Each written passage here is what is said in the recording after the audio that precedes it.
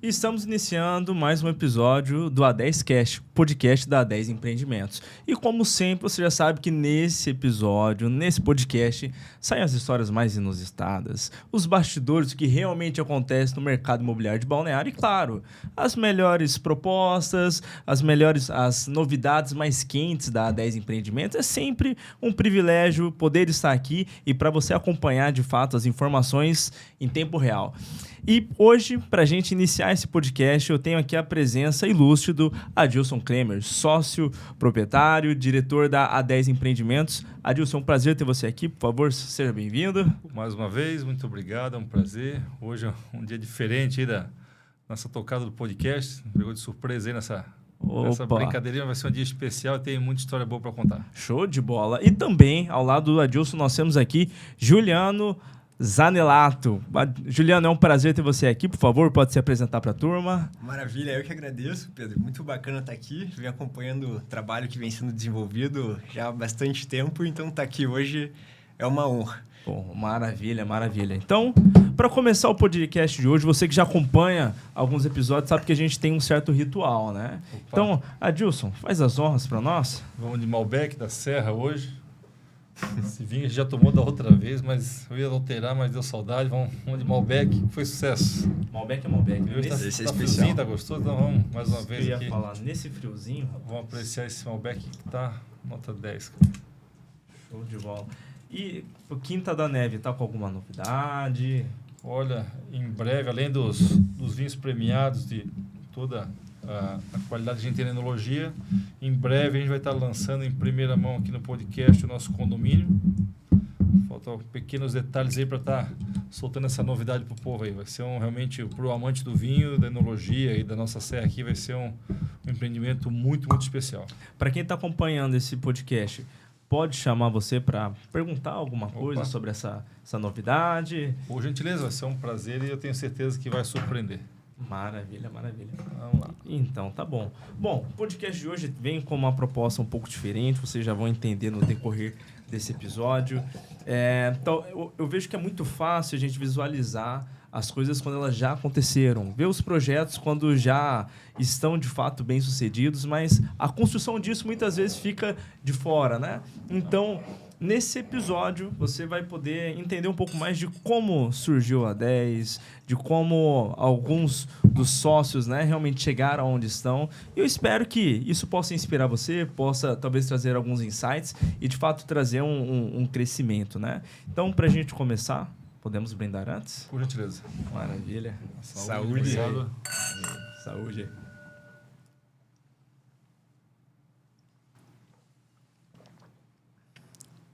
Muito bom.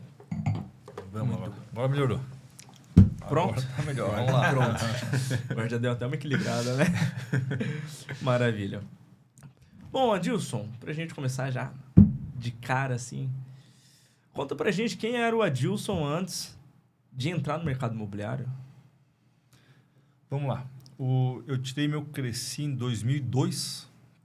A carteirinha foi emitida em 2003, mas eu fiz o curso em 2002, então já se vão aí bons 23 anos, já não sou um novato na profissão. Então, basicamente, eu servi o quartel, fiz alguns movimentos não tão relevantes até esse 2002, eu sou de 82 ali, então praticamente estava com 20 anos. Eu tinha essa paixão pela construção civil desde sempre, então eu tinha uma certeza que eu ia atuar nessa área, né?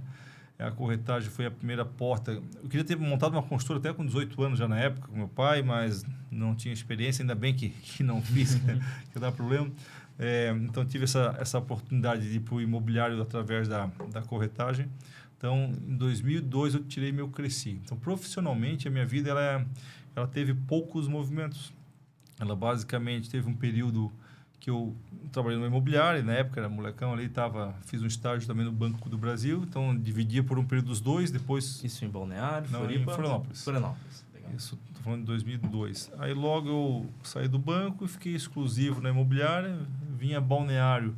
Eu vou fazer uma linha do tempo, depois eu volto para dar detalhes. Vim para Balneário em 2004, montei uma loja aqui, em 2006 eu voltei a Floripa, fui atuar trabalhei um período breve ali de quase um ano na concessionária Citroën, depois fui para a Mercedes, onde eu fiquei um período mais longo.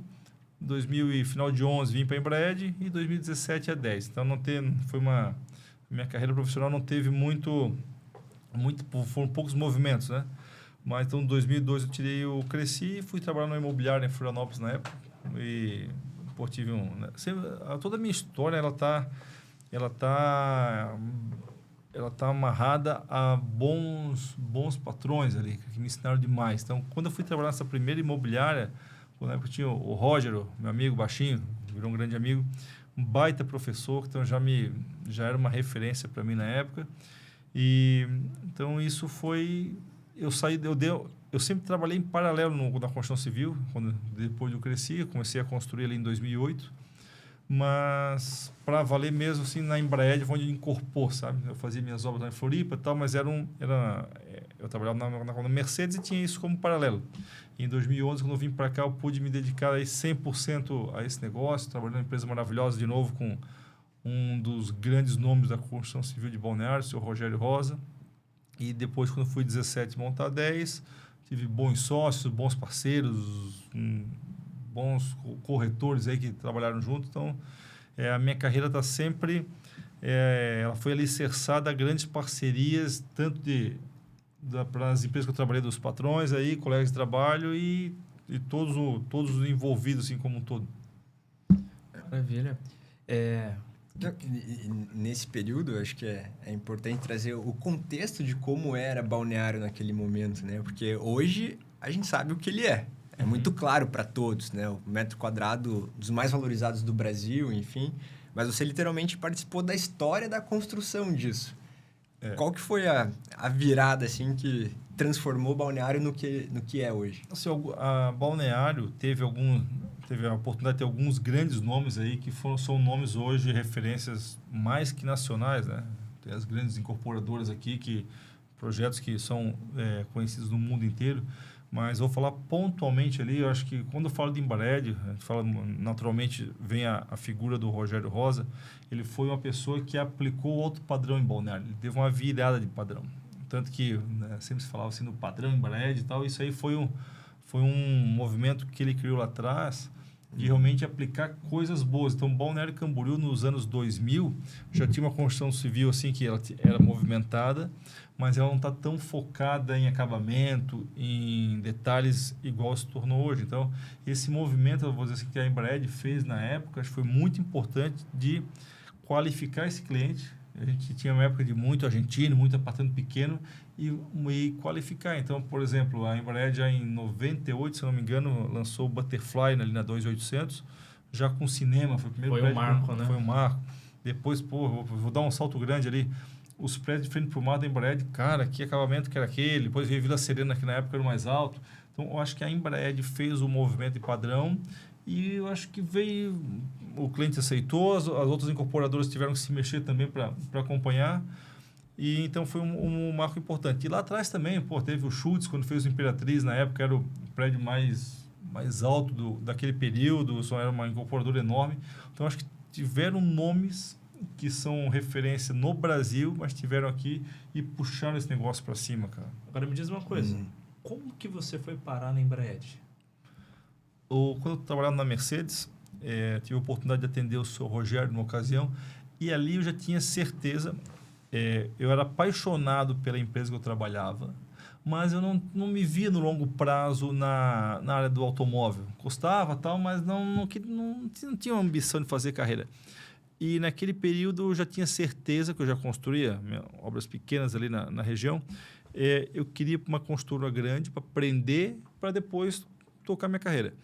E nesse movimento da Embraer, quando estava na Mercedes, eu estava buscando alguma incorporadora para trabalhar, e olhava uma, olhava outra, não tinha nenhuma que eu tinha me apaixonado para valer. Uhum. E um tempo, assim, uns meses antes, eu vim dar um passeio aqui em Balneário com a Roberta, minha esposa, e a gente fez o passeio do Bom Dindinho. E a gente não tinha planos de sair de Florianópolis, porque estava com a vida relativamente organizada lá, trabalhando, tinha nosso apartamento, tal, casamento marcado.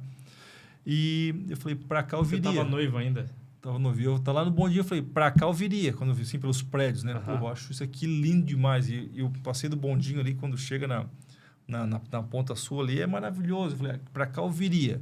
Cara, a gente tem que cuidar com as palavras, né? Joguei pro universo, veio. Deus ouviu e então é Balneário, tu quer? Cara, e poucos meses depois eu estava organizando um carro ali para o senhor Rogério Rosa, na época, da Mercedes, e ele comentou que o pessoal precisava de um gerente de vendas e tal, e daí eu fiz uma ligação, me convidei a fazer uma entrevista e levou alguns segundos de conversa para apertar a mão do homem. Caramba! O seu Rogério, tem uma curiosidade, ele era fissurado no signo, né? Signo chinês, ou no outro signo também, então toda a contratação, todo o movimento era tudo baseado no signo. E eu tinha uma vida relativamente organizada lá em Florianópolis, construía, tinha um bom emprego e um apartamento, casamento marcado, a Roberta trabalhando.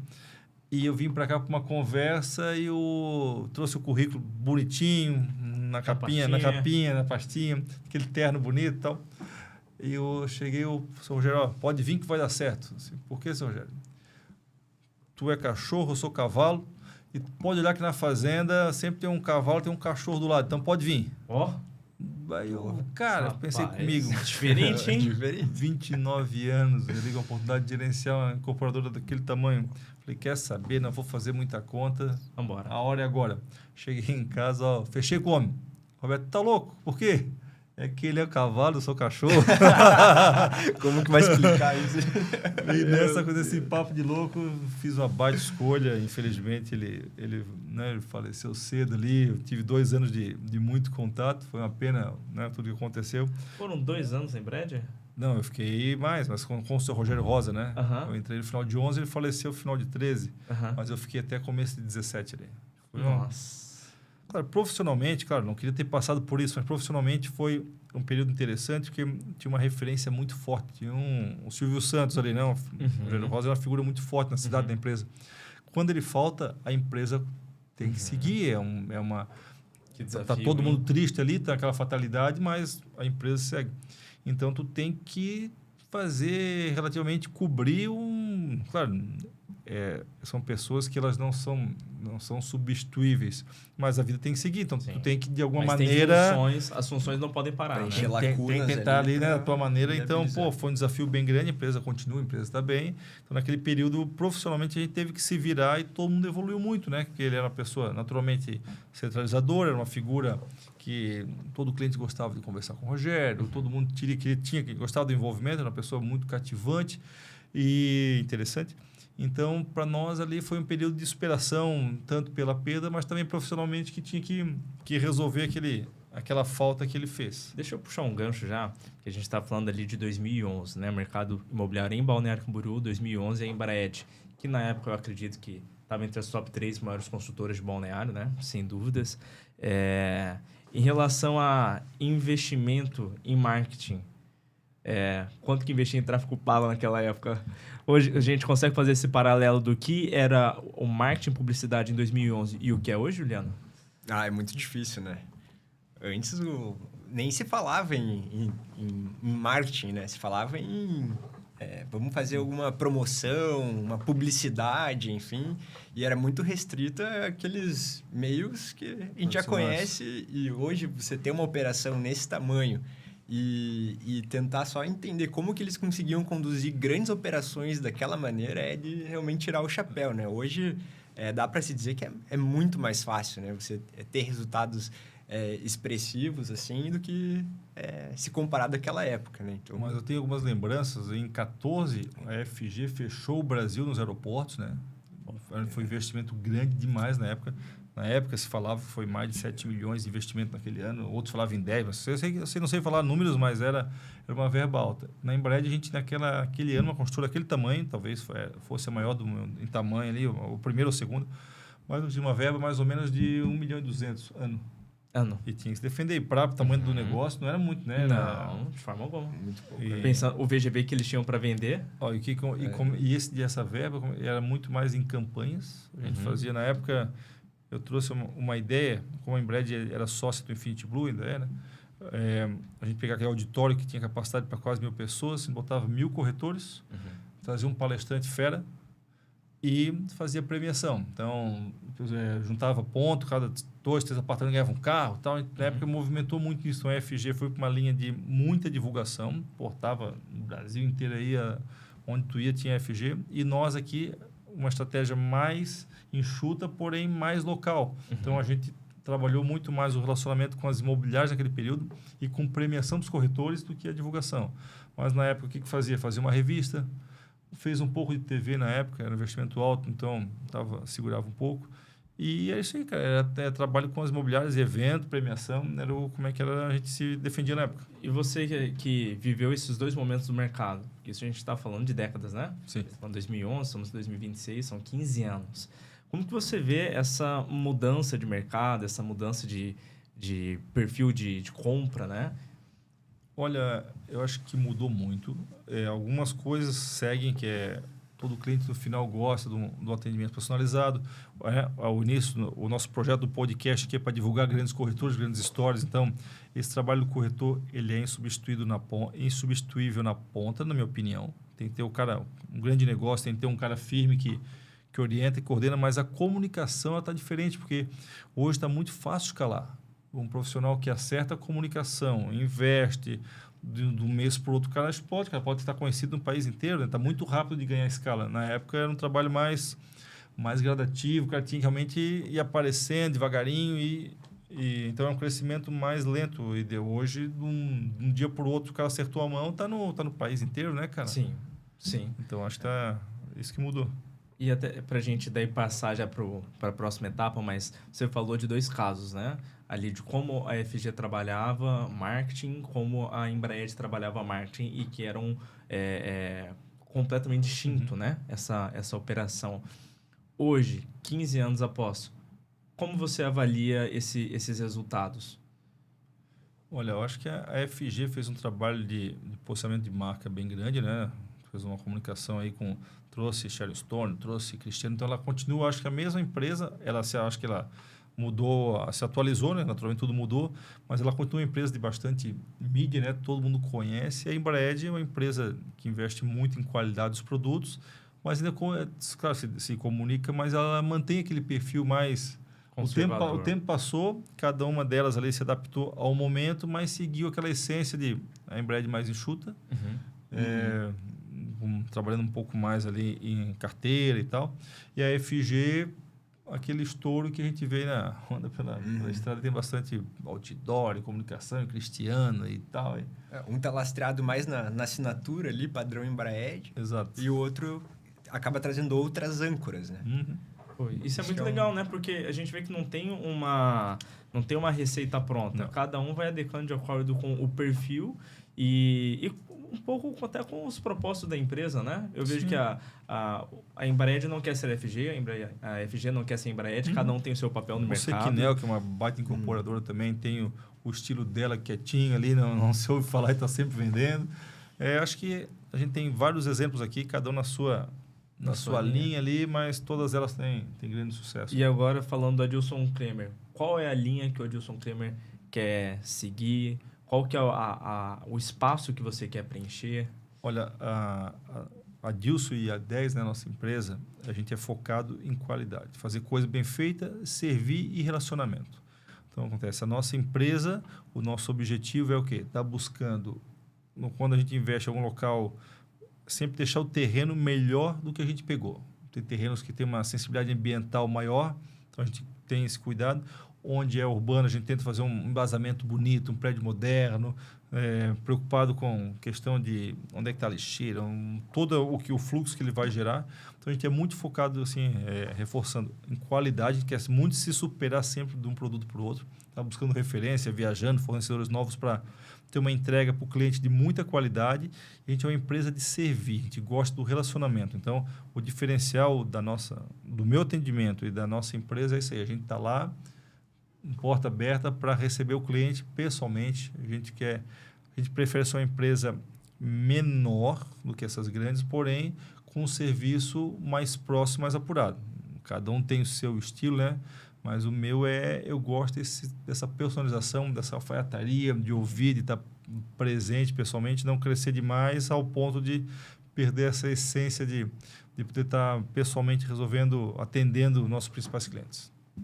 Legal. E hoje, se você fosse iniciar a sua carreira no mercado imobiliário, voltando ao Adilson de 18 anos, né? Como você faria essa introdução no mercado? Olha, a gente quando é novo, está ansioso ali, acaba pulando algumas etapas. Mas na teoria, a coisa é muito simples. Se eu pudesse voltar no tempo. O que acontece? Quando tem 18, 19 anos, ali não é para ganhar dinheiro. Naquele período, tenta fazer o que for para um cara top. Cara, seja lavar o carro de um grande, quer ser incorporador, qualquer serviço para um grande incorporador, chega perto, só está perto. E ali tu vai dar o teu melhor para ti, ocupando um espaço. Então, tem que estar focado em aprender. Se eu voltasse no tempo, eu gostaria de ter entrado na Embraer antes, qualquer função para estar perto, olhando, para se me preocupar em ter meu negócio depois dos 30, 20 anos. Sei lá, nem vou cravar uma data, né? Mas gostaria de ter um baita período de aprendizado, que com certeza toda essa lapidação ia facilitar muito o pós, né? Então, cara, eu acho que o cara mais novo hoje tem que segurar a ansiedade, é hora de estudar, quase pagar para trabalhar para alguém fera. Esse é o que eu faria se eu voltasse no tempo. Eu tive essa sorte de de boas empresas, bons chefes aí, patrões maravilhosos. Então, mas se eu voltasse, eu ia investir mais nisso, mais tempo com fera, cara. Eu compartilho muito dessa visão também, porque durante a minha trajetória dos 20 ali, eu quebrei muito a cabeça tentando fazer o próprio negócio, em algumas frentes, enfim. E eu via que a ansiedade acaba cobrando com juros, né? Em termos de tempo, assim. Então, um passo que você quer dar que não conseguiria naquela oportunidade te faz retroceder ali. E aí, claro, você vai costurando o caminho da maneira como você encontra, enfim. E em algum momento, pela experiência que você vai adquirindo ali no processo, as coisas fazem sentido, mas eu tenho essa análise também que faz muita... Assim, só uma brincadeira, né? Mas eu tenho muita convicção, eu vi muito disso. Do 0 aos 39, tu vai fazer um volume de negócio X. Do 39 ao 40, tu faz 2X num ano só, porque tu pegou todo esse conhecimento, mas na verdade é uma mola que ela foi ganhando potência para trás e quando vem te joga para frente. Não, fala um pouquinho da tua trajetória, pô. Você começou falando, né, dos 20 aos 30 anos, mas para quem tá assistindo a gente, conta também um pouquinho da tua trajetória. Maravilha, eu comecei bem cedo, né, inicialmente no segmento têxtil. Então, trabalhei no desenvolvimento de uma marca que por muito tempo acabou não sendo muita coisa e depois ela acabou tomando uma proporção legal, assim, especialmente em termos de mídia. E, em paralelo, a gente abriu uma fábrica também, porque era muito difícil conseguir mão de obra qualificada para conseguir produzir no mais alto nível que a gente queria ali em termos de costura, enfim, para fazer um produto de excelência. E aí, dentro disso, a gente trouxe para dentro de casa e começamos a produzir para outras empresas também, porque a gente não tinha uma demanda na marca para absorver toda essa mão de obra. E aí as coisas foram acontecendo por algumas... questões da sociedade, eu acabei saindo ali naquele momento, vendi minha parte para o meu antigo sócio, que até hoje continua com a operação, enfim, acabou crescendo bastante, um irmãozão meu, e a gente teve uma história muito bonita ali. E aí, depois disso, eu trabalhei na empresa da minha família por um tempo, que é de seguro de transporte internacional. E nesse meio tempo, eu sempre trabalhei com o que eu mais gostava, né? Que era marketing e vendas, né? Sempre dentro desse... conjunto. Sempre nesse contexto. E aí eu acabei entrando ali até por uma questão de necessidade, que meu padrasto estava com uma situação ali com o sócio dele. Enfim, eu entrei para ajudar a operação, as coisas começaram a evoluir. Depois que eu cumpri o papel, eu entrei em sociedade com a minha noiva. A minha noiva, agora atualmente esposa, né? Se ela fez isso. Já dá problema. Agora, dia 28 de abril, a gente casou, então estou me acostumando ainda. Naquele momento, né? Então, naquele momento, sim. E aí, dentro disso, a gente uniu o que cada um fazia de melhor, né? Então, ela sempre atendeu muito bem, com muita qualidade, tratou todos os pacientes sempre carregando no colo, digamos assim. E aí, eu entrei integrando ali a operação com o que eu sabia de fazer melhor também, que era a parte de marketing e vendas, né? E a gente fez um útil ao agradável. Exatamente. A gente hoje vai completar ali 5 anos trabalhando juntos. E aí, nesse meio tempo, eu desenvolvi, inicialmente, né, uma agência de marketing e vendas para outras clínicas também. Isso foi no finalzinho de 24, ali início de 25, algo assim. E aí as coisas começaram a tomar uma proporção legal. Eu comecei a trabalhar com outras clínicas, enfim, atendendo basicamente... O mesmo formato. Trazendo o mesmo formato que a gente aplicava ali para replicar essa metodologia nas outras clínicas, né? E aí, nesse meio tempo, eu comecei a fazer também um congresso de odontologia com um grande amigo meu, Renatinho Voz. Depois também o professor Rafael Monte Alto entrou junto na sociedade, que... sempre foi muito legal, assim, a maneira como a gente conduziu o evento. Ele acabou tomando uma proporção bacana. Fiz 4 edições aqui em Balneário. E aí, nisso, o Felipe Polese, que é o proprietário ali um dos sócios, né, do Instituto Hipo, sempre nos apoiou ali desde a primeira edição que a gente fazia no Hotel Mercury, enfim. E aí a gente começou a construir um relacionamento. Exato. Massa. E aí, na medida que as coisas foram evoluindo, a gente começou a experimentar bons resultados desse trabalho que a gente estava desenvolvendo em conjunto. Ele me convidou para assumir a parte de direção de marketing e vendas do Instituto, tanto da frente de cursos quanto da frente de clínica. Pô, que legal. Com certeza não foi de graça para chegar nessa posição, né, cara? Não, tem que entregar muito resultado para isso. E errando muito, aprendendo muito no jogo ali, de fato, né? Tudo que eu demorei para aprender na clínica, né, que foi uma construção, aí... É o que o Adilson falou, né? Você passa 10 anos... Aprendendo, exato. E aí as coisas começam a se conectar. As coisas depois acontecem a uma velocidade muito mais rápido, com muito mais efetividade. Muito mais. E eu acho legal, porque quem está assistindo esse episódio, eu acho que a gente trabalha aqui com basicamente 2 públicos. Os corretores e os amigos, parceiros da 10 Empreendimentos. E que talvez agora esteja pensando, tá, mas o que tem a ver marketing, a clínica e tal? Só que no final das contas aqui, quem é corretor precisa vender. Então precisa saber lidar com marketing. Não existe mais corretor que queira ser bem-sucedido sem saber o mínimo do marketing, sem fazer, de fato, marketing. Então, aqui a gente tem 2 escolas, né? Tanto a Adilson quanto a Juliana, que mostram, de fato, que o marketing ele é fundamental para atingir esses resultados. Mas também, na outra ponta, a gente tem justamente os parceiros, clientes, e que hoje, da carteira de clientes da 10, tem alguns empresários ou não? Poxa, até o Felipe Polese aqui, que o Jano falou, é um amigo excepcional. Ele é amigo, é sócio, é conselheiro, é um mix aí, meu parceiro de surf, que não deixa, às vezes, dar uma preguiça, não deixa eu largar. É um cara que... um amigo excepcional. No esporte. E isso é o que eu achei interessante, cara. Essa história do Juliano, assim, é tudo tranquilo, não teve nenhuma perrengue. Mas ele me contou essa mesma história, faltou lenço.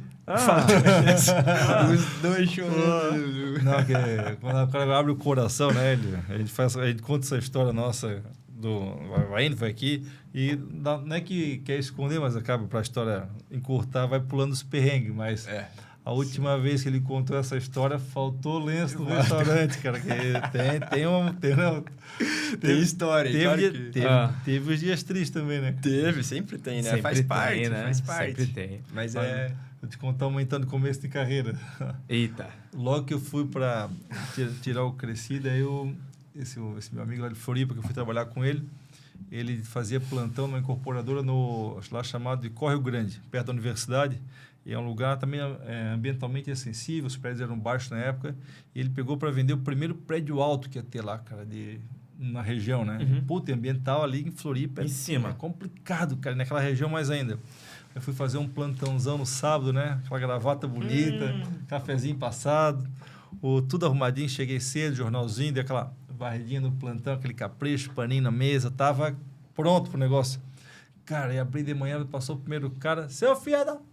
Olha só. Assim, pô, que bom dia, né, cara? Pra começar. Beleza, tô ali tranquilão, passa outro. Seu vagabundo! Cara, e passava outro, e passava 5 e 10, um xingava, e outro pontava. Falei, cara, o que tá acontecendo, cara? Eu ia na porta, assim, eu comecei a ficar preocupado, todo mundo passava me xingando, cara. Eu, pô, tô ali de boa, palhozinho, limpinho na frente do plantão, tudo arrumadinho, né, cara? Cara, ia ter uma passeata no dia contra o prédio, cara. Os caras cercaram o prédio e acertou o dia, hein? E tambor, e passear, tambor, faixa, xingando. Caramba. Eu sozinho no plantão, por sorte, um basculante lá por dentro da obra, né, cara? Eu pulei porque aquele basculante do banheiro apertado, ralei todo, tirei a gravatinha, vim xingando junto, né? Dei a volta, embarquei no pádiozinho, ó. Tchau. Tchau, obrigado. Agradeço esse plantão aqui. Arruma outro, cara. Então, foi uns perrengues. Esse foi o único perrengue que você passou no começo ou teve mais algum? Tá louco, cara. Começo de carreira é pra matar. E o cara quer resolver o problema, né? Tá na sociedade, carga horário, tocava. Aí tinha outro plantão que era em Jurerê, cara. Uma época mais curta de grana, né? O amigo meu tinha uma moto lá, aquela Intruder da Suzuki, 125, aquele banquinho desse tamanho. Nossa. E o cara meio grandinho. Nós íamos 2 ali, que até Jurerê, lá do continente, e chuva, e rolo, pra fazer o plantãozinho lá e tentar acertar o cliente. Então, cara, é lenha, né, cara? Não tem. Qual que foi teu primeiro grande negócio? Assim, olha, o primeiro grande negócio, para mim, não vou dizer que... Em Balneário eu vivi os grandes negócios de tamanho, assim, de proporção de valores, mas para mim o negócio que mais me marcou foi a primeira obra em Floripa, cara, em 2008, lá com o César, lá, meu amigo meu, um grande amigo lá, um engenheiro, que a gente juntos resolveu fazer um predinho lá de 8 apartamentos. Então, para mim, naquela época, era um negócio, assim, maluco, assim, de tamanho, até de caixa e tudo, não tinha. Assim, foi criando... Até porque você não tinha o caixa, provavelmente, né? Vende o carro, vende, aquele rolo em começo de obra. Só não vendia a mulher que não tinha ainda, senão... Cara, e logo a Roberta veio, já metemos um carnê no Corsa, já... Coisa boa. Tá quitado. Não, cara, então, tipo, começo de carreira ali. Então, para mim, essa obra foi muito marcante. Depois, em Balneário, eu vivenciei grandes... intermediações ali na Embraed, né? Então, os negócios, os apartamentos de frente para o mar e tal, na época era um valor, assim, muito expressivo, especialmente para a minha origem.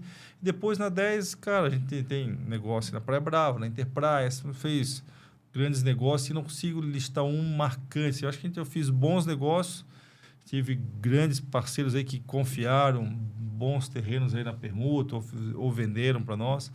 Então, acho que tive... Não consigo, assim... marcar, mas acho que o primeiro prédio para mim assim foi o do zero, o cara tá envolvido numa obra e lida com pedreiro e coisa, foi muito marcante ali em 2008. E qual que foi a tua pior frustração, o teu momento mais difícil pós-Embraed? Pós-Embraed, a pandemia foi muito complicado, né, cara, porque a gente começando ali a incorporar sem saber o que ia acontecer, os clientes se recolhendo, a gente com obra em andamento, aquela situação maluca ali, cara, ali foi preocupante. E o demais vem os obstáculos, a gente vai achando o caminho, às vezes é uma licença que não sai, tem um momento do mercado dá uma travada, daqui a pouco não vende, daqui a pouco vende demais. Então, eu acho que assim, a pandemia foi uma pancada. Depois foi desafios normais assim, da vida do incorporador, nada muito especial. Assim. É engraçado que a gente conversa bastante e eu acredito que a gente passou já da marca de 10 episódios. E é natural que o tema do episódio é justamente o mercado imobiliário. Só que atrás do CNPJ tem o famoso CPF, né? E você não parece transparecer nenhum problema. Isso, como que você lida com essa montanha-russa de situações? Porque... transparecer, você não transparece. Como que isso é para você? Não, o dia difícil vem, mas, olha, a nossa empresa é declaradamente uma empresa cristã. Então, eu tenho um pilar bem grande que é nessa parte espiritual, que a família ajuda muito. Então, tu tens um outro pilar, as crianças, a esposa, que tu vai para casa, tu tens um chamado Porto Seguro. Cara, e não sei, eu acho que tem uma luz divina aí que quando vem um problema, mas me surge alguma ideia ou eu, sei lá, não sei explicar, mas eu foco em resolver, não tem o que fazer. O problema vem, não adianta chorar, cara, é atacar, calma, cara, às vezes vem a porrada, tu tem que respirar, entender o que está acontecendo, mas sim, todo mundo tem o dia complicado, tem semana, tem mês que é complicado, outro maior, outro melhor, outro menos. Mas, de fato, assim, essas porradas da vida me preparou foi preparando. Eu tive, por exemplo, montei uma loja em 2004, né, aqui em Balneário. Tinha 21 anos. E naquela época eu quebrei, cara. Então, com 23 anos, já estava lidando com uma loja que não estava indo bem, estava em Balneário Camboriú, outra cidade. Os pais separaram cedo, então teve um pouco de instabilidade dentro de casa. Então, acho que as porradas da vida, cara, e meu pai me moldou meio a facão, né, cara? Então, eu trabalhar com o velho grosso pra caramba. Então, acho que vai preparar uma escadinha, né? Vai te preparando e... Então, não é algo que me pegou de surpresa. É uma coisa que eu fui gradativamente aí apanhando e levantando e vai te deixando mais forte aí para as pancadas maiores. Durante a sua trajetória... eu sei que você teve 2 grandes escolas. A primeira foi a Mercedes, a segunda a Embraed. Tu consegue dizer qual que foi mais, assim, mais impactante para você? Qual que trouxe uma mudança de mentalidade maior? Na Embraed, uma concessionária, só voltando um pouquinho atrás, é uma empresa muito padronizada, imagina ainda mais a DVA, que é organizada, a concessão da Mercedes. Então, tu ali tem que vender, tem que atender bem os clientes, mas tu tá mais dentro de um quadradinho ali. Tu segue uma concessão, então tu não dá para inventar muito. A Embraed não, cara. A Embraed tinha que resolver muito mais no braço. E na época eu tive uma oportunidade muito boa na empresa, tinha muita confiança do seu Rogério, depois quando faleceu, da família também. Então ali o pau pegou de verdade, tinha que resolver, tinha que entender o contrato, tinha que discutir com o cliente, então... tive que aprender o jurídico, contabilidade, tive que, sim, dar um upgrade muito grande pessoal, porque não tinha para quem chorar, né, cara? Tinha que resolver aquele negócio, era um volume maluco, domingo a domingo, e não tinha tempo. E venda, o senhor já dizia, é um transplante de coração, é na hora, né, cara? Cirúrgico. Pau pegava. Então, ali foi muito bom, aprendi demais, cara. Assim, desafios dos mais complexos de entender de obra, entender da contabilidade no detalhe, e como é que paga imposto, como é que não paga, assim, aqui, montar, estruturar os contratos, tem troca, não tem troca, é pessoa física, é jurídica. Então, ali, o pau pegou. Ali eu senti o peso no ombro e não tinha para quem chorar, cara. Então, ali foi um aprendizado maluco. Ali, realmente, eu acho que foi a minha grande faculdade da vida, sabe? Ali eu aprendi muito, muito, muito. E com pessoas muito esclarecidas na outra ponta, que forçava a ter um entendimento, né, razoável para poder se virar. Então, ali realmente foi impactante, foi pressão. Porque quando eu cheguei, por uma série de fatores, a empresa vendia um X e em 3 meses a gente estava em 2X, um ano 4X. Nossa. Ou mais. Cara, assim, era... Isso na época, né? Na época, a empresa estava muito estocada e, naturalmente, o Rogério queria... me buscou na época, né? Eu me convidei, mas eu vim para cá porque ele queria volume, né? Estava buscando gerentes para aumentar o volume, que o produto era bom, estava estocado, mas ele não conseguia mais atender ele, né? Tava com muito trabalho. Então, foi uma loucura, cara. A empresa não estava preparada para esse crescimento tão rápido de venda e, então, ali o pau pegou. Mas foi maravilhoso ali, que realmente eu aprendi ali, eu senti que agora eu sei um pouquinho da construção civil. E foi marcante. Eu vou fazer uma pergunta difícil, essa pergunta eu vou fazer para vocês dois, aí pode decidir quem que vai responder primeiro. Mas, na opinião de vocês, né? A venda, ela é mais técnica, feeling, ou no final das contas o que manda mesmo é a experiência? Deixar A venda, ela é uma ciência, né? Ela consegue ser previsível na medida que você entende o que você tem que fazer para conseguir chegar naquele objetivo. Mas não dá para terceirizar para a ferramenta, para a inteligência artificial, que a gente tem muitas ferramentas nesse sentido hoje, enfim. Ainda é muito sobre conexão, sobre olhar quem está por trás do CNPJ, entender quais são os motivos, as dificuldades, os receios, os anseios. E isso só aparece olhando no olho. Então, tem meios de você conseguir acelerar esse processo, mas ainda depende dessa ciência humana, digamos assim. Se pudesse contar só com um desses pontos, técnica ou feeling, qual que você se apegaria mais? Esse mundo não existe, mas se tivesse que tomar essa decisão... No feeling, né? Adilson? Não, 100%. E o meu estilo é muito... eu acho que a parte técnica é importante. Realmente o cliente tem que saber o que está comprando, né? Os materiais envolvidos, principalmente no alto padrão. Mas, é feeling total, cara. Para mim, aquilo ali é 10, 20% do pacote. O resto realmente é entender de pessoas, de estar à disposição, de entender as dores e essa parte técnica, para mim, ela é complementar, é uma obrigação, né? O bem feito tem que estar ali no negócio, mas totalmente entender muito mais de pessoas, que o mesmo imóvel pode atender de forma muito distinta as pessoas. Então, falando pontualmente de imóvel, então é muito mais de gente que de cimento que a gente está falando, cara. Especialmente pelo ticket médio, né? Não adianta você falar, vou trazer um modelo um sistema de vendas aqui de receita previsível, a gente monta um departamento de outbound, de inbound, não sei o quê.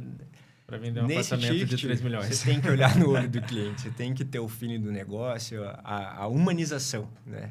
Porque muitas vezes a pessoa compra mais pela pessoa que está por trás do empreendimento do que o empreendimento em si, né? O produto muitas vezes acaba sendo complementar. Adilson, você vê que hoje, mesmo a gente tendo marcas fortes aqui na nossa região, o que vale mais? A marca ou a ponte, ou seja, a conexão, a pessoa que está fazendo essa intermediação? Olha, os dois, claro, mas o seguinte, a pessoa da conexão pode te botar no mau negócio também, né? Às vezes a pessoa conduz da forma equivocada e te bota no mato. Então, eu acho que uma coisa tá atrelada à outra, mas a marca serve para realmente saber que o cara está 20, 30 anos no mercado, te dá uma segurança que sabe fazer, vai entregar, etc. Mas a conexão é tudo, cara. A conexão é tudo. E tem pessoas, por exemplo, eu tenho vários clientes que compraram imóveis conosco que ainda não conhecem comprar, ou que vão conhecer na entrega, vieram conhecer na entrega, normal. Então, se a gente tivesse ali uma orientação, ia botar o cara no vinagre. No problema. E quanta gente compra um imóvel na vida? Tem quanta gente que em Balneário, que era o sonho, que trabalhou, se aposentou e veio morar em Balneário, fez uma aquisição e vai ficar só com esse imóvel. Então, olha a responsabilidade. A responsa. Então, a pessoa que está coordenando, se orienta mal, ou se não conhece bem o mercado, ou se só quer resolver a venda, olha o quanto ele vai, de certo modo, prejudicar essa pessoa. Ao mesmo tempo que a orientação correta, tu entender o cara, conhecer o mercado, tu bota no imóvel certo, o cara vai ter uma vida mais tranquila, mais qualidade de vida, mais tudo aí. Então, acho que realmente quem faz a conexão tem um papel muito, muito importante. E nesse ponto, como que você avalia os corretores de Balneário? Olha, Balneário Camboriú é um lugar privilegiado. Além da beleza natural da cidade, das grandes incorporadoras, a gente tem grandes profissionais aqui. Como todo mercado, tem gente que está chegando, tem cara que não, né, que age aí de uma forma que a gente não aprecia, mas tem os caras feras aqui. Até eu já trouxe grandes amigos aqui que realmente estão no mercado aí, estão fazendo um belo trabalho. Eu conheço gente qualificada aqui que eu não sei se fora de Balneário tem tanta gente boa em algum lugar, cara. Que realmente é um celeiro de muita gente competente. Naturalmente, até para vender o produto que nós temos, que é qualificado, tem gente séria. A gente está investindo na carreira, cara que estão estudando aí, que estão buscando anos e anos aí se aprimorar. Então, acho que Balneário é a cidade dos melhores corretores do Brasil, de certeza. Isso vale também para as incorporadoras? Vale. O pessoal tem que se puxar, né, cara? Então, por exemplo, o Balneário, quando uma incorporadora, vou fazer o mais alto, cara, a outra já está... Vou cuidar com os nomes aí, que tem vários amigos para... Mas, cara, uma lança o mais alto, o outro não é mais, é o outro. Daqui a pouco cara, um vem para esse, o outro já vai com outro diferencial. Então, o mercado aceita. Os nossos clientes são extremamente bem-sucedidos aqui na cidade, gostam de coisa boa. Então, naturalmente, o pessoal tem que se puxar para segurar esse povo aqui. Então, a gente aqui está... A cidade é maravilhosa, as incorporadoras são boas, os corretores são fera. Então, a gente está num ecossistema aqui imobiliário de muita competência. E mesmo nesse cenário, que tem grandes tubarões no mercado imobiliário de Balneário, você vê que tem espaço ainda para novos integrantes? Tem. A gente aqui, a gente sempre achou que a cidade não tem mais terrenos. Cara, primeiro, os prédios, vídeo os últimos aí, prédios mais altos, com um prédio aí que tem 15, 20 prédios dentro, né, pelo volume de apartamento. Nós temos um mercado secundário muito forte.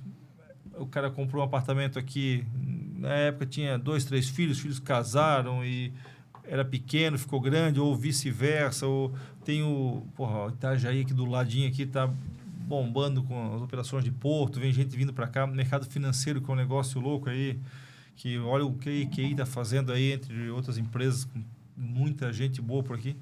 Então, os mercados, mesmo que as incorporações, em algum momento, podem perder o volume, mas, tem um mercado secundário aí maravilhoso e vai rodar sempre, porque a cidade é muito boa, então tem muita gente vindo para cá. E, naturalmente, os ciclos vão mudando da pessoa e sempre vai ter esse mercado funcionando, vai ter bons profissionais aqui, então acho que não é um mercado que não se acaba. E, naturalmente, o mercado seleciona. Então, hoje, a pessoa quer iniciar na profissão, na incorporação ou na intermediação de imóveis, pode ir para o balneário, faz o dever de casa, se inspira aí nos férias do mercado, trabalha para alguém aí, seja estagiário, ajudante, qualquer coisa aí para estar aprendendo. Tenho certeza que vai fazer uma carreira muito aqui promissora em Balneário. Maravilha. Alguma observação dentro desse contexto? Você que tem uma visão um pouco mais externa a Balneário, como que você visualiza isso? O que me admira muito é a visão do Adilson no sentido de como ele consegue projetar e conceber ecossistemas que atendem públicos completamente diferentes. Então, por exemplo, quando a gente fala no contexto da vinícola, né, trazendo um novo projeto do Colline, que daí já vincula ali com mais alto nível do alto padrão, trazendo a experiência do vinho para um público muito específico. Aí, quando a gente olha num outro projeto, por exemplo, como o Pátio Estaleiro, com a Green Concept, é outro ecossistema, muito mais sobre a sensibilidade, sustentabilidade, enfim. Então, acho que isso é importante você trazer aqui, como que você constrói esses ecossistemas para fluxos para necessidades completamente diferentes distintas, de públicos distintos. Acho que isso é interessante trazer. Tem bons sócios com virtudes ali complementares, então é um fator bem importante. E eu acho que essa minha experiência profissional dessas boas empresas me fez ver essa operação um pouco mais ampla. Então, às vezes eu me sinto ali num hub de negócio. Então, tem negócio que ele vem, analisa o negócio para de pé, é viável, mas tem a cara da Green. Então, a gente monta aquela operação para Green e tem toda o DNA da Green. O que é no centro aqui, cara, a gente chama de urban. Então, o terreno é bom, outra proposta. A gente entende a região e é bom que tem alguns negócios que são sócios distintos. Então, tu consegue dividir, tem uma comunicação diferente. Eu acabo ficando mais conectado com quase todo mundo, mas são conversas distintas, então experiências complementares. Tem negócio com sócio de Curitiba, que é um amigo nosso em comum lá da Fontanive, tem os negócios da Vinícola, tem os negócios da R21 e da UBA. Então, são operações distintas, mas tem sempre um fator diferente, um sócio novo, alguma coisa que é complementar, que realmente que facilita essa comunicação distinta para cada produto. Uhum. Mas eu vejo a cidade, eu vejo o negócio, mas a nossa cidade eu vejo ela de uma forma mais abrangente, assim, uma forma mais ampla. Então, eu entendo que tem muitas necessidades, e então eu acho que eu vou montando os negócios de acordo com os perfis que eu acho que funcionam por aqui. E na verdade, também um pouco do que eu não faço tudo para mim, eu faço para os clientes, mas aquilo que a gente aprecia de qualidade. Aqui em Balneário, no nosso caso, a gente tem aqui, eu moro no centro, mas tem a casa no Estaleiro. Então, eu acho fantástica essa proposta aqui de ter a casa de praia, realmente, tu sai 12 minutos e tu muda esse ambiente. Então, isso cabe para os outros também. Uhum. Aqui no Balneário, que é um prédio próximo ali, que tem, para quem tem colégio, tem isso, tem aquilo. Então, tem aquele produto ali que encaixa ali. Então, eu não sei te explicar exatamente como é que é montado, é muito natural, mas eu entendo que a cidade tem vocações, as pessoas que a gente se relaciona têm necessidades, vontades, desejos diferentes, e a gente vai encaixando o alfaiataria ali para cada perfil. E os negócios naturalmente vão estruturando. Porque, se parar para pensar, quem mora em Balneário, está perto aqui da Serra, é uma outra paisagem, é um outro negócio, mas ele não elimina, um não elimina o outro, né? Ele é complementar. Concordo. Então, a gente tem um inverno maravilhoso aqui. Então, a vinícola, ela não é um negócio que a pessoa tem que optar por Balneário. Não é uma concorrência, né? Não, se completa. A Green é complementar ao centro, na minha visão. A pessoa pode morar lá, que eu acho fantástico, mas pode fazer o que eu faço, que é final de semana. Então, é complementar. A gente tem uma operação de Praia Brava, que também funciona para moradia ou final de semana. Então, são opções distintas, mas uma não anula a outra. Elas são complementares, no meu entender. Pode falar. Não, ele fala de uma maneira muito natural que parece ser simples, fácil, né? De fazer. Parece fácil. Parece fácil. Mas, por exemplo, quando a gente fala do meu grande amigo ali, o Vitor Fontanive, junto do Benito e da Mari, eles são de Curitiba. É uma construtora que tem uma grande operação lá, enfim.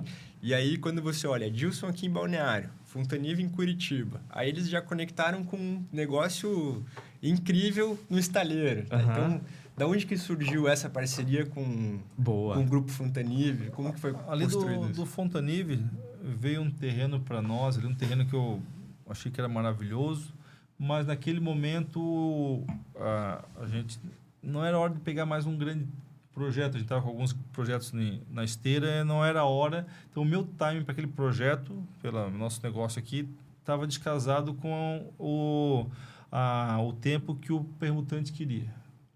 E daí a gente apresentou esse terreno para o Fontanive e pelo nosso conhecimento local, ele, não, vamos fazer esse negócio juntos. Então, a parte de obra, que naquele momento é o que mais me assustava.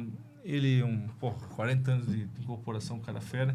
Então, a gente somou virtudes. Eu tenho esse conhecimento local, a relação com o permutante, a gente trabalha bastante no desenvolvimento do produto e vê uma incorporadora antiga aí, né, cara? Quase centenário, porque o avô dele veio fazer igreja. Caramba. O Benito tem 60 e poucos anos, o avô dele veio para o Brasil da Itália fazer igreja. Então, que história, hein? Terceira geração agora. Então, tu pega a virtude de cada um, né, cara? Então, ele constrói qualquer lugar. O cara é fera na construção. Só que, porém, tem uns detalhes locais de mercado que ele não tem. Então, quando soma os dois ali, é uma soma de virtudes complementares e facilita para ele e para mim. Então, aquilo que naquele momento era pesado, eu passei para o parceiro. Aquilo que para ele assustava naquele momento, para mim é o meu métier. Então, encaixou. Da mesma maneira que os outros negócios, eu vejo assim, a gente sempre busca competências complementares. Então, quando vem um parceiro para um negócio, tem um negócio, uma operação da Brava também, tem um baita parceiro de Joinville, a gente trocou virtudes.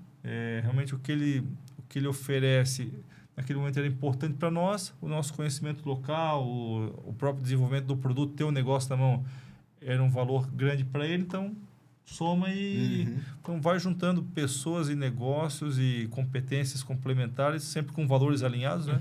E a coisa vai saindo meio que ao natural. Isso é algo que eu venho aprendendo muito, convivendo com a Dilson, com o Felipe também, que às vezes a gente vem naquele movimento natural de querer fazer uma expansão, né? Querer crescer, e chega um momento que você entende que não é crescer por crescer, é o quão tem de profundidade aquele negócio, o quanto de impacto ele vai gerar de fato e quem são as pessoas que estão por trás disso com você, né? Então, poucos projetos, mas bons projetos, poucos parceiros, mas grandes parceiros. Tem um fator chamado paixão. Eu amo esse negócio da construção civil. Então, quando eu sento com um parceiro, com um sócio, não é uma reunião pesada, é algo que eu gosto muito, gosto de viajar. Eu estava hoje à tarde com um fornecedor, aprendendo, vendo coisas novas. Então, para mim, é muito leve essa convivência, debater projetos, sabe? Então, para mim, não é um negócio, não é um martírio, cara. É um negócio muito agradável você estar com um parceiro e nós dois, cada um com as suas vivências ali, conhecimento, gosto, etc., sentado à mesa e discutindo o melhor negócio. A gente brinca numa operação, o projeto é o rei, não é o que eu gosto, que tu gosta, o que é melhor para o projeto.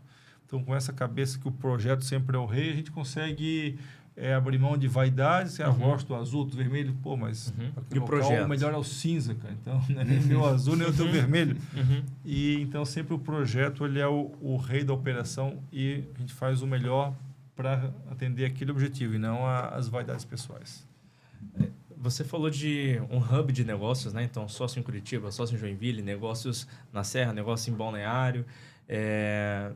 Agora, o que tem em comum em todos esses negócios? Olha, todos os meus sócios ali, eu tenho bastante orgulho, assim, de comentar, assim, que eu tenho esse negócio com eles. São pessoas que, a maioria tem mais idade, tem mais estrada que eu, então, para mim, até eu brinco às vezes, porra, para mim é bonito falar que sou teu sócio, não sei se para ti é bonito. Então, cara, acho que a questão de valores, assim, de honestidade, são meio clichê, mas é verdade, né? Assim, são empresas que não têm um histórico de problemas judiciais, não tem problema com clientes, então todos eles são voltados à qualidade, a cumprir contratos, a cumprir prazos, a se superar no que está fazendo. Então, todos os negócios que eu estou envolvido, as pessoas estão em comum acordo que a gente quer fazer algo muito bem feito.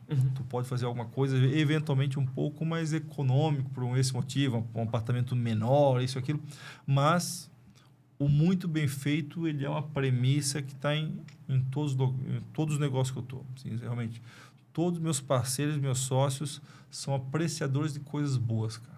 Bem construído, de qualidade, de bons terrenos. Sem ponta solta. Então, assim, essa linha que mantém todo mundo assim numa mesma frequência, é isso aí. Então, quando eu sento com qualquer um deles hoje, qualquer reunião que for fazer, toda reunião é em prol de melhorar o projeto, de fazer uma coisa melhor, de como a gente vai fazer uma entrega que vai superar uma expectativa. Então, acho que essa é a linha mestra ali que mantém todo mundo em sintonia, essa vocação para cumprir prazos, cumprir acordos e qualidade. Maravilha. Nosso tempo está chegando ao fim, então eu queria já reservar esse momento para que deixasse realmente uma mensagem, né? Talvez se você pudesse deixar só uma mensagem, que essa mensagem ecoasse, qual que seria a sua mensagem final? Eu queria que você começasse dessa vez, Juliano. Pode olhar para essa câmera e falar o que vier no teu coração. Eu acho que a gente sempre quer buscar chegar onde a gente quer chegar, enfim, como se tivesse um grande ápice da vida que fosse te trazer felicidade, né? Mas eu acho que a grande questão é o quão você se sente feliz no processo. O quão feliz você é com a tua família, com a tua rotina, com o que você tem. E se dentro desse contexto você já faz o que pode, usa o que está ao seu alcance e dá o teu melhor, né? Então, independente do contexto, eu acho que você tem que apreciar aquilo que você tá vivendo, assim. Eu acho que, graças a Deus, hoje eu me encontro dessa forma. Não foi assim por muito tempo, e aí isso ecoa na ansiedade, enfim, né? De querer só a cicatriz. Acelerar, né? Enfim, mas eu acho que é encontrar aquilo que te faz bem de fato. Eu acho que isso é o que importa, de fato. Pô, legal. Vamos lá. Eu vou em linha com o que o Juliano falou, mas como o nosso podcast aqui sempre é voltado ao mercado, a falar de corretores, de boas histórias, né? Então, eu quero deixar hoje mais direto. Eu vim falar hoje do Adilson, muito do Adilson Corretor, né? Começou lá em 2002, cresci 10,484. Esse cara que está no mercado, está entrando, já está estabelecido, cara, realmente tira o pé, se acalma no sentido de querer acelerar o processo, colhem pessoas que já estão tendo sucesso, que estão no mercado há mais tempo, estão fazendo a coisa correta, porque aquele período de aprendizado, ele vai facilitar muito a vida na frente, né? Esperar cada momento é seu momento. Hora de aprender é a hora de aprender. Relaxa, não vai vir a grana como gostaria, segura as ambições um pouco para frente, que elas vão vir ao natural. Mas, cara, pega uma referência, olha o que esse cara faz, tira tudo que puder, né? Não vai copiar 100%, mas tira o melhor que ele tem e molda um grande profissional. Então, eu deixaria o recado aí para meus amigos corretores ou quem está entrando na profissão, quem já está, realmente acalmar o coração, buscar uma referência, investir em se aprimorar, em ser um grande profissional, que todo o resultado vai vir ao natural. Maravilha. Então, encerramos aqui esse episódio do A10 Cast. Espero que você tenha gostado. Você pode deixar nos comentários sobre as reflexões que você teve durante esse episódio ou dúvidas, tanto para o Juliano como para o Adilson. É sempre um privilégio ter a sua atenção e a sua participação aqui. E é isso aí. Nos vemos no próximo episódio. Vamos dar um tchauzinho para essa câmera aqui do meio. Tchau, tchau.